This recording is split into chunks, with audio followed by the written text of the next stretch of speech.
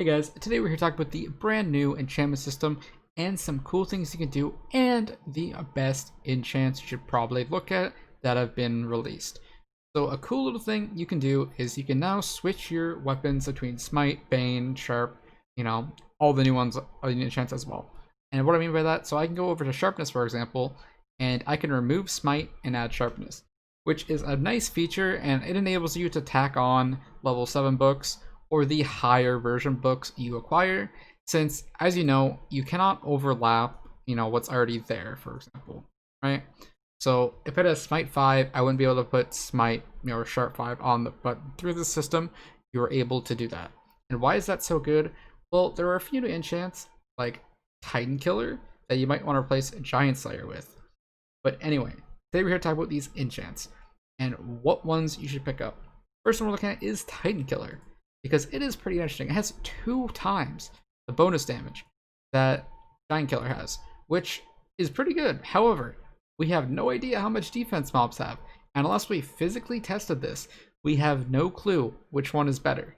So again, until they release some statistics on mobs, their defense and stuff, we won't be sure how good it would be. I assume the really strong endgame bosses should have more than enough defense to make up for it, at least 2500, same with the player.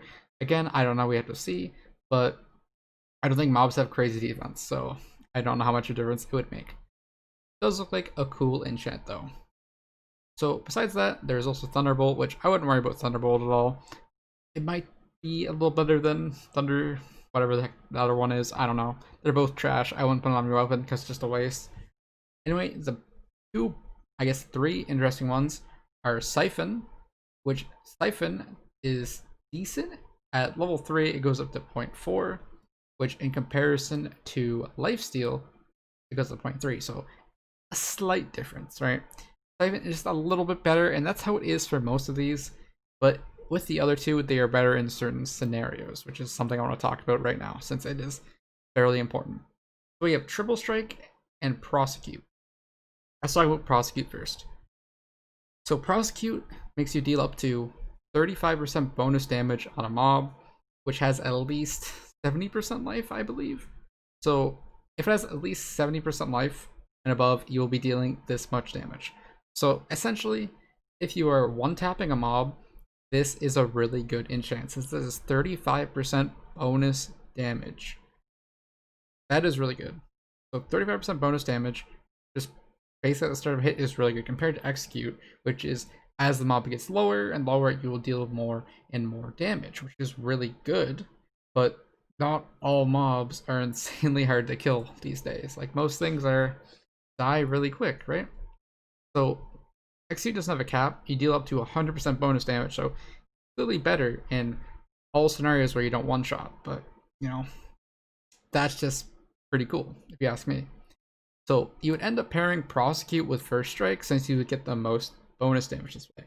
But in the situations you do not defeat enemies in one hit, you want to look into Triple Strike. Now, what is Triple Strike? It is the new hot kid in town. I don't know. New big shot? Who knows? Anyway, it basically makes you do 3 hits that do bonus damage. And why is that good? Well, the 3 bonus hits end up being higher than First Strike bonus damage by a significant margin, 20% more. Well, spread across multiple hits. And with Execute, which amplifies that damage even more, you will be dealing really good damage against like any kind of enemy, since the Execute damage should amplify the First Strike damage, or Triple Strike damage, sorry. So these combinations are pretty dang good. So Triple Strike with Execute and Prosecute with First Strike, they're actually a pretty good combo.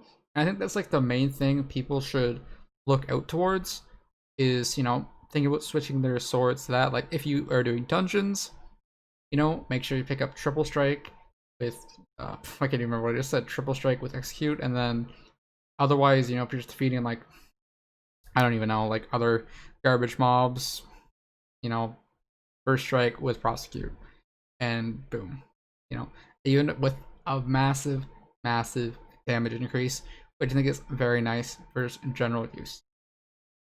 So besides that, there is other enchants that were added in, which if we can find it right here, which is not showing me sadly, it would be the new rejuvenation, which I gotta find it in here now. But it's not much to worry about since normal rejuvenate gives you 10%, and this new one gives you 25% out of combat, and you're very rarely out of combat. So I wouldn't worry about this one. And there is also one more. Also, the new enchants, all of them go up to level 5 or level 6, depending, and you get them from experiments. So that's something to keep in mind. So if you happen to get like a Prosecute 6 or Triple Strike 5 or, you know, any of these ones, you might make yourself some good money since once the age comes back, you know, you could get a lot of extra coins. So there is one more enchant, which I can't seem to find. It's a bow enchant, though. I don't think it replaces any of the other ones. So I don't think you gotta worry about that, I guess. It's pretty much just like looting for bows or something. So there's not too much to worry about. But yeah. So I think that's just pretty much covers all of the new enchants. Which, again, I think is pretty cool that now we have some variability. We can now switch our gear and stuff. So if I really wanted to, I could switch my Sharp 7 Hyperion to a Smite 7. It would be a bit of a pain to do it. I would be missing out on my Sharp 7, but I'd be able to do it now, which is pretty cool. I mean, I can switch back and forth for free, but I guess that's just kind of too high expectation, I guess, is what you could say. Now, going forward, I think there is going to be more enchants, so that is something to think about. Are there going to be more like what we just received? That's another story, right? As there are quite a bit here, right? So like the four new ones, I believe, 4 or 5 new ones. They are, I mean, it would be cool if they were more unique. I think a lot of people would agree with this, and not just, all right, let's just make them counterparts. But in the same argument, I don't think people would be very happy with, you know, 5 new more enchants.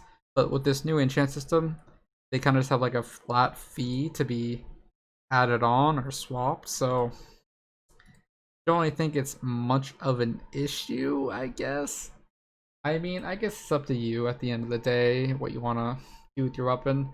I just think it's nice we'll be able to switch and stuff.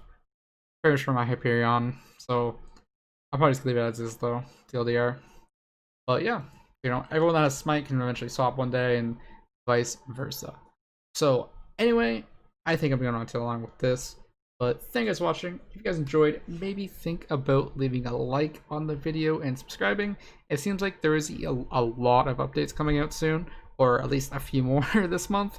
So definitely stay tuned because I'll be trying my best to cover them. Anyways, thank you guys for watching, and I will catch you guys next time. Bye!